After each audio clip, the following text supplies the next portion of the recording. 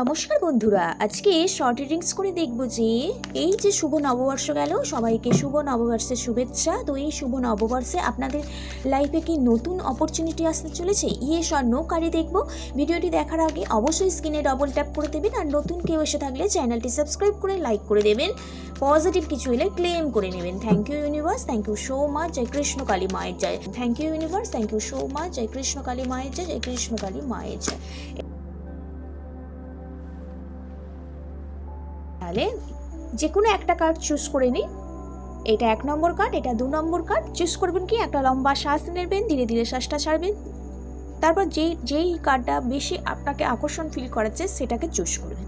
তো কার্ডটা দেখে নেওয়া যাক। প্রথম কার্ড কি আছে? থ্যাংক ইউ ইউনিভার্স, জয় কৃষ্ণ কালী মায়ের জয়, জয় কৃষ্ণ কালী মায়ের জয়। লাইফে নিউ অপরচুনিটি আসতে চলেছে, লাভ অ্যান্ড কেরিয়ারে, ইয়েস আর নো। ও নো কার্ড। তবে একটা কিছু এন্ড হয়ে নতুন একটা শুরু হওয়ার চান্স আছে, তবে এই নেগেটিভ এনার্জিটা আগে আপনাকে কাটিয়ে উঠতে হবে।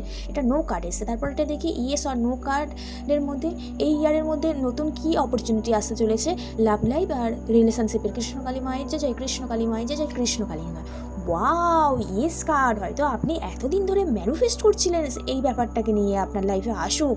হ্যাঁ, ইয়েস কার্ড এসছে, ভেরি পজিটিভ কার্ড। কেউ যদি 2 নম্বরটা চুজ করে থাকেন তো অবশ্যই এটাকে ক্লেম করে নেবেন। Okay, thank you universe and Radhe Radhe, জয় শ্রীকৃষ্ণ।